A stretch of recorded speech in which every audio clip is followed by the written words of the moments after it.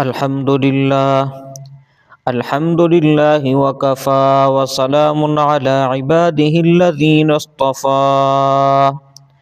أما بعد فأعوذ بالله من الشيطان الرجيم. بسم الله الرحمن الرحيم. يا أيها الذين آمنوا اتقوا الله وقولوا قولا سديدا يصلح لكم أعمالكم ويغفر لكم ذنوبكم ومن يطع الله ورسوله فقد فاز فوزا عظيما. عن علي بن أبي طالب رضي الله تعالى عنه قال رسول الله صلى الله عليه وسلم: إذا كانت ليلة النصف من شعبان فقوموا ليلها وصوموا نهارها، فإن الله ينزل فيها لغروب الشمس إلى سماء الدنيا فيقول: ألا من مستغفر لي فأغفر له، ألا مسترزق فأرزقه، ألا مبتلا فأعافيه، ألا كذا حتى يطلع الفجر، أو كما قال عليه الصلاة والسلام. صدق الله العظيم وصدق رسوله النبي الكريم الأمين، ونحن على ذلك من الشاهدين والشاكرين والحمد لله رب العالمين. برادران گرامی، اللہ رب العزت کی رحمت و بخشش کے دروازے یوں تو ہر وقت ہر کسی کے لیے کھلے رہتے ہیں، کیونکہ اللہ تعالیٰ نے فرمایا: لا تقنطوا من رحمت اللہ، کہ اللہ کی جو رحمت ہے اس سے مایوس نہیں ہونا چاہیے، اس لیے کہ اللہ کے رحمت الہی کا جو دریا ہے یہ ہم وقت موجزن رہتا ہے، اس کی رحمت کا سائبان ہر وقت اپنے بندوں پر سایہ فگن رہتا ہے، اور مخلوق کو اپنا سایہ عاطفت میں لیے رکھنا اس ہستی کی شان کریمانہ ہے۔ اسی غفار، رحمان، رحیم پروردگار نے اپنی اس ناتواں مخلوق پر مزید کرم فرمانے اور اپنے گناہ گار بندوں کی لغزشوں کو، خطاؤں کی بخشش و مغفرت اور مقربین بارگاہ کو اپنے انعامات سے مزید نوازنے کے لیے بعض نسبتوں سے وجہ سے کچھ ساعتوں کو کچھ خصوصی برکت و فضیلت عطا فرمائی ہے، جن میں اس کی رحمت و مغفرت اور عطاؤں کا سمندر ٹھاٹھے مار رہا ہوتا ہے، جنہیں وہ خاص قبولیت کے شرف سے نوازتا ہے۔ ان خاص لمحوں، خاص ایام اور خاص مہینوں میں جن کو یہ فضیلت حاصل ہے، رب کائنات کی رحمت کی برسات معمول سے بڑھ جاتی ہے۔ ان خصوصی ساعتوں میں ماہ شعبان المعظم کو بالعموم اور 15 شعبان المعظم جس کو شب برات کہتے ہیں خاص اہمیت حاصل ہے۔ شب برات یعنی شعبان کی جو 15ویں رات ہے، اس کو قرآن حکیم میں لیلۃ مبارکہ اور احادیث مبارکہ میں لیلۃ النصف من شعبان کا نام دیا گیا ہے۔ اس رات کو برات سے یعنی نجات سے تعبیر کرنے کی وجہ یہ ہے کہ اس رات اللہ تبارک و تعالی اپنی بے پایہ رحمت اور خاص فضل و کرم سے لا تعداد گناہ گاروں کو دوزخ کے عذاب سے چھٹکارا اور نجات عطا فرماتا ہے۔ شب برات کی فضیلت کے بیان کی حامل احادیث مبارکہ بہت سے صحابہ کرام رضوان اللہ تعالی عنہم اجمعین سے مروی ہیں۔ ان میں حضرت سیدنا ابو بکر صدیق رضی اللہ تعالی عنہ، سیدنا علی المرتضی رضی اللہ تعالی عنہ وکرم اللہ وجہہ، ام المؤمنین سیدہ عائشہ صدیقہ رضی اللہ تعالی عنہ، عبداللہ بن عمر بن عاص، معاذ بن جبل، ابو ہریرہ، ابو ثعلبہ، عوف بن مالک، ابو موسیٰ اشعری، ابو امامہ الباہلی اور عثمان بن ابی العاص رضوان اللہ تعالی عنہم اجمعین وغیرہم کے نام شامل ہیں۔ اور اس کے علاوہ بھی شب برات کی حجیت اس بات سے بھی ثابت ہے کہ شروع سے ہی صحابہ کرام رضوان اللہ تعالی عنہم اجمعین، تابعین، تبع تابعین اور تمام ائمہ احادیث بشمول ائمہ صحاح ستہ اکثر نے شب برات کا تذکرہ کیا ہے، اور اپنی کتب حدیث میں باب ما جاء فی لیلۃ النصف من شعبان یعنی شعبان کی 15ویں رات کے عنوان سے مستقل ابواب قائم کیے ہیں۔ اور برات کا معنی ہوتا ہے چھٹکارا پانا، نجات پانا۔ شیخ عبد القادر جیلانی رحمہ اللہ تعالی نے اپنی کتاب میں لکھا ہے کہ شب برات کو شب برات اس لیے کہتے ہیں کہ اس رات میں 2 قسم کی برات ہوتی ہے۔ نمبر 1 برات تو بدبختوں کو خدا تعالیٰ کی طرف سے ہوتی ہے، اور دوسری برات خدا کے دوستوں کو ذلت و خواری سے ہوتی ہے۔ اور اسی طرح فرمایا کہ جس طرح مسلمانوں کے لیے اس روئے زمین پر عید کے 2 دن عید الفطر اور عید الاضحیٰ ہیں، اسی طرح فرشتوں کے لیے آسمان پر 2 راتیں شب برات اور شب قدر عید کی راتیں ہیں۔ مسلمانوں کی عید میں جو رکھی گئی ہیں، عید کے دن جو رکھی گئے ہیں وہ رات میں سوتے ہیں، اور فرشتوں کی عید رات میں رکھی گئی ہے کیونکہ وہ سوتے نہیں ہیں۔ اور اس رات کے بارے میں بھی اعتدال کا خیال رکھنا نہایت ضروری ہے۔ بعض لوگ تو سرے سے اس کی فضیلت کا انکار کرتے ہیں، اور بعض لوگ اس رات میں اپنی طرف سے بعض من گھڑت باتیں شامل کر کے اسے دین کا نام دیتے ہیں۔ افراط و تفریط سے ہٹ کر اگر اعتدال کو ملحوظ خاطر رکھتے ہوئے دیکھا جائے تو معلوم ہوتا ہے کہ اس کے فضائل و مناقب مذکور ہیں، لیکن بدعات و اختراعات سے پاک ہیں۔ اس رات کی فضیلت کے بارے میں تقریباً 10 صحابہ کرام رضوان اللہ تعالی عنہم اجمعین سے روایات منقول ہیں، جن میں مشترکہ طور پر یہ بات پائی جاتی ہے کہ اس رات کے فضائل موجود ہیں، اس لیے نہ تو سرے سے اس کا انکار کیا جا سکتا ہے، نہ ہی حد سے بڑھ کر رسومات و خرافات، مثلا حلوے مانڈے ضرور پکانا، آتش بازی کرنا، مردوں اور عورتوں کا مخلوط اجتماع کرنا، عورتوں کا قبرستان جانا، مردوں کا قبرستان جانے کو بہت ضروری خیال کرنا، ساری رات جاگنے کو ضروری تصور کرنا، انفرادی عبادت کو اجتماعی شکل میں تبدیل کرنا، صلاۃ التسبیح وغیرہ کو اس میں زبردستی شامل نہ کیے جائیں، بلکہ اعتدال کے ساتھ جتنے فضائل احادیث میں مذکور ہیں ان کو اسی درجے میں تسلیم کرنا چاہیے۔ اور 10 سے زیادہ صحابہ کرام رضوان اللہ تعالی عنہم اجمعین سے مختلف سندوں کے ساتھ درجنوں کتب احادیث میں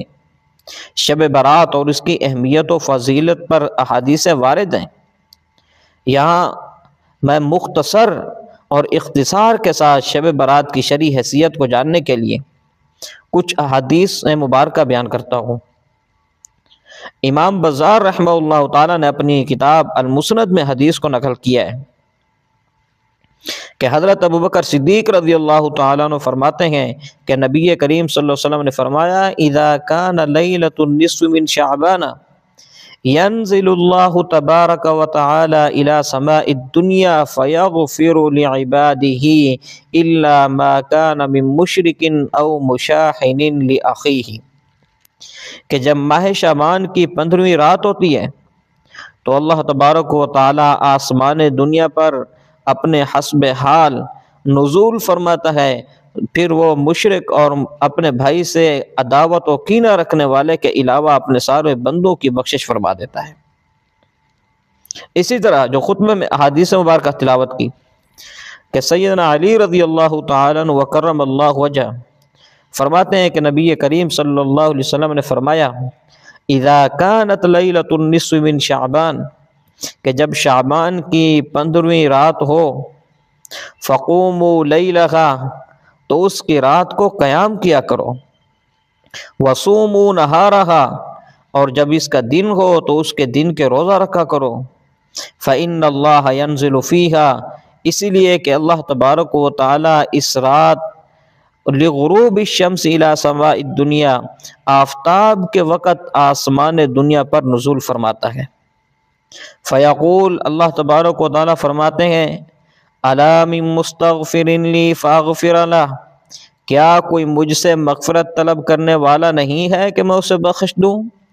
الا مسترزق فارزقہ، کوئی رزق طلب کرنے والا نہیں ہے کہ میں اسے رزق دوں؟ الا مبتلا فاعافیہ، کیا کوئی بیماری میں مبتلا تو نہیں ہے کہ میں اسے عافیت دوں؟ الا کذا حتی یطلع الفجر، کیا کوئی ایسا ویسا نہیں ہے یہاں تک کہ طلوع فجر ہو جاتی ہے۔ اسی طرح ام المؤمنین امی عائشہ صدیقہ رضی اللہ تعالی عنہ فرماتی ہیں کہ ایک رات میں نے رسول اللہ صلی اللہ علیہ وسلم کو خوابگاہ میں نہ پایا تو میں نے آپ صلی اللہ علیہ وسلم کی تلاش میں نکلی، کیا دیکھتی ہوں کہ آپ صلی اللہ علیہ وسلم جنت البقیع میں موجود ہیں۔ آپ صلی اللہ علیہ وسلم نے فرمایا کہ کیا تجھے خوف ہے کہ اللہ اور اس کا رسول تیرے ساتھ ناانصافی کریں گے؟ میں نے عرض کیا، یا رسول اللہ، میں نے سوچا شاید آپ کسی دوسری زوجہ کے ہاں تشریف لے گئے ہوں۔ تو آپ صلی اللہ علیہ وسلم نے فرمایا، ان اللہ عز وجل ینزل لیلۃ النصف من شعبان الى السماء الدنیا فیغفر لاکثر من عدد شعر غنم کلب، کہ اللہ تبارک و تعالیٰ 15ویں شعبان کی رات کو اپنی شان کے لائق آسمان دنیا پر نزول فرماتا ہے اور قبیلہ بنو کلب کی بکریوں کی بالوں کی تعداد سے بھی زیادہ لوگوں کی مغفرت فرماتا ہے۔ علامہ مبارک پوری لکھتے ہیں کہ جان لیں کہ شعبان کی 15ویں رات کی فضیلت میں کئی احادیث وارد ہیں، اور ان بہت سی احادیث کا مجموعہ اس بات پر دلالت کرتا ہے کہ ان کی کوئی نہ کوئی اصل ضرور ہے۔ اب حدیث شریف جو سیدہ ام المؤمنین امی عائشہ صدیقہ رضی اللہ تعالیٰ عنہ کی ذکر کی کہ حضور صلی اللہ علیہ وسلم اس رات قبرستان تشریف لے گئے، مگر واضح رہے کہ نبی کریم صلی اللہ علیہ وسلم کا یہ عمل اس قدر خفیہ تھا کہ آپ نے اپنی زوجہ مطہرہ امی عائشہ صدیقہ رضی اللہ تعالی عنہ سے بھی اپنے جانے کو مخفی رکھا اور کسی بھی صحابی کو اپنے ساتھ نہیں لے گئے، اور بعد میں بھی کسی صحابی کو اس عمل کی ترغیب دینا ثابت نہیں۔ اسی لیے شب برات میں ٹولیوں کی شکل میں قبرستان جانا، کہ شب کو برات کا شب برات کو قبرستان جانا جزو لازم سمجھنا، راستوں میں روشنی کا اہتمام کرنا، یہ دین میں زیادتی ہے، غلو ہے۔ بغیر کسی اہتمام اور پابندی کے قبرستان جانا چاہیے۔ اسی طرح سیدنا عبداللہ بن عمر رضی اللہ تعالیٰ عنہ سے روایت ہے کہ نبی کریم صلی اللہ علیہ وسلم نے فرمایا، یطلع اللہ عز وجل الی خلقہ لیلۃ النصف من شعبان فیغفر لعبادہ الا اثنین، کیا شب برات کو اللہ تبارک و تعالیٰ اپنی مخلوق کی طرف متوجہ ہوتے ہیں، پھر وہ دو شخص اس کے سوا باقی تمام کی مغفرت فرما دیتے ہیں، اور وہ دو شخص ہیں مشاحن وقاتل نفس، ایک وہ شخص ہے جو کینہ رکھنے والا ہے، اور دوسرا قاتل جو کسی کا قاتل ہے، اللہ تبارک و تعالیٰ اس کی مغفرت نہیں فرماتے۔ اسی طرح ایک حدیث میں نبی کریم صلی اللہ علیہ وسلم نے فرمایا کہ اللہ تبارک و تعالیٰ مشرک کی بھی مغفرت نہیں کرتے، اس رات میں مشرک کی بھی مغفرت نہیں ہوتی۔ اور علامہ ابن تیمیہ رحمہ اللہ تعالی نے مجموع فتاوی میں اور اقتضاء الصراط المستقیم میں اس رات کی فضیلت و اہمیت کے حوالے سے یہ بیان کیا ہے کہ شعبان کی 15ویں رات کی جو فضیلت ہے وہ بہت سی احادیث میں آئی ہے، بہت سے آثار صحابہ آئے ہیں، اسلاف تابعین، تبع تابعین، سلف صالحین سے ان سی بہت سی کثیر تعداد میں اقوال آئے ہیں، اور یہ بات ثابت ہے کہ اس رات میں خصوصی نمازیں پڑھتے تھے اور عبادات کیا کرتے تھے۔ تو جب ان تمام احادیث سے یہ ثابت ہو گیا کہ شب برات کی فضیلت بھی ہے، تو اب اس شک و شبہ کا قلعہ کما ہوتا ہے کہ اس باب میں تمام تر احادیث جو ہیں وہ ضعیف ہیں۔ سب سے اہم بات یہ ہے کہ شب برات پر احادیث کو روایت کرنے والے صحابہ کرام کی تعداد حد تواتر تک پہنچتی ہے، لہذا اتنے صحابہ کا کسی مسئلے پر احادیث روایت کرنا ان کی حجیت و قطعیت کو ثابت کرتا ہے۔ اور محدثین کے نزدیک خود اس بات کی تصریح ہے کہ اگر ضعیف حدیث متعدد طرق سے تقویت پا کر حسن کے درجے پر فائز ہو جائے تو اس حدیث پر عمل کیا جا سکتا ہے۔ تو ان بابرکت راتوں میں رحمت الہی اپنے عروج پر ہوتی ہے، اپنے گناہگار بندوں کی بخشش و مغفرت کے لیے بے قرار ہوتی ہے، لہذا اس رات قیام کرنا، کثرت سے تلاوت قرآن، ذکر و عبادت اور دعا کرنا مستحب ہے۔ اور جو احادیث مبارکہ تلاوت کی اس میں چند ایک ایسے تھے کہ جن لوگوں کی مغفرت نہیں ہوتی، اور وہ مختلف احادیث میں تقریباً 14 حضرات ہیں کہ جن کی اللہ تبارک و تعالی اس رات مغفرت نہیں کرواتے۔ سب سے پہلا ہے مشرک، کہ کسی بھی قسم کے شرک میں مبتلا شخص جو اللہ تبارک و تعالی کی ذات اور صفات خاصہ میں کسی مخلوق کو شریک کرنے والا ہو۔ صفات خاصہ سے مراد وہ صفات ہیں جو صرف اللہ تبارک و تعالی کے ساتھ خاص ہیں، مثلا بغیر اسباب کے محتاج ہونے کے زندگی اور موت دینا، رزق دینا، اولاد دینا، عزت اور ذلت دینا، بگڑی بنانا، مشکلات کو حل فرمانا، یہ صرف اللہ تبارک و تعالی کی ذات کے ساتھ خاص ہے۔ دوسرے نمبر پر قاتل ہے، یعنی کسی کو ناحق قتل کرنے والا، اور اس کی وضاحت اس لیے ضروری ہے کہ اگر کوئی شخص غلبہ اسلام کے لیے شر پسند دشمنان اسلام کو قتل کرتا ہے، یا حکومتی طور پر اس کی یہ ڈیوٹی ہے کہ وہ فسادیوں کو قتل کرے، سولی پر چڑھائے، کسی کو قصاصاً قتل کرے، یا کسی ایسے انسان کو قتل کرے جس کا قتل کرنا شریعت میں جائز قرار دیا گیا ہے، تو ایسے اشخاص اس وعید میں شامل نہیں ہیں، کیونکہ وہ ایسے امور میں وہ شرعاً قاتل شمار نہیں ہوتے۔ نمبر 3، زانی، وہ شخص کہ جو اسلام کے مقرر کردہ جائز طریقے سے ہٹ کر جنسی خواہشات کی تکمیل کرتا ہے، وہ زانی کہلاتا ہے۔ زنا کا اصل مفہوم یہ ہے کہ مرد و عورت بغیر نکاح کے آپس میں جنسی ملاپ کریں۔ فقہائے کرام رحمہ اللہ تعالی فرماتے ہیں کہ زنا اور لواطت دونوں کے لیے وعید ہے، یعنی کوئی مرد کسی عورت کے ساتھ، یا کوئی مرد کسی اور مرد کے ساتھ، یا کوئی عورت کسی اور عورت کے ساتھ جنسی ملاپ کرتے ہیں تو یہ سب عرف میں زانی شمار ہوتے ہیں۔ اور نمبر 4، شرابی، یعنی وہ شخص جو شراب پیتا ہے۔ یاد رکھیں کہ شراب پینا حرام ہے، خواہ اس سے کسی کو نشہ چڑھے یا نہ چڑھے، کم مقدار میں پیے یا زیادہ، خوشی کے موقع پر پیے یا پریشانیوں کو کم کرنے کا بہانہ بنا کر، ہر حال میں شراب ناجائز اور حرام ہے۔ متعدد احادیث میں شرابی آدمی کے بارے میں سخت وعیدیں موجود ہیں جن سے ثابت ہوتا ہے کہ شرابی شخص اللہ اور اس کے رسول کو اور تمام مؤمنین کی نگاہ میں برا ہے۔ ایسے شخص کے بارے میں اندیشہ ہے کہ اس کا خاتمہ ایمان پر نہیں ہوگا۔ اور نمبر 5، وہ شخص جو کہ متکبر ہے، یعنی وہ شخص جو حق بات کو ضد و عناد کی وجہ سے قبول نہ کرے،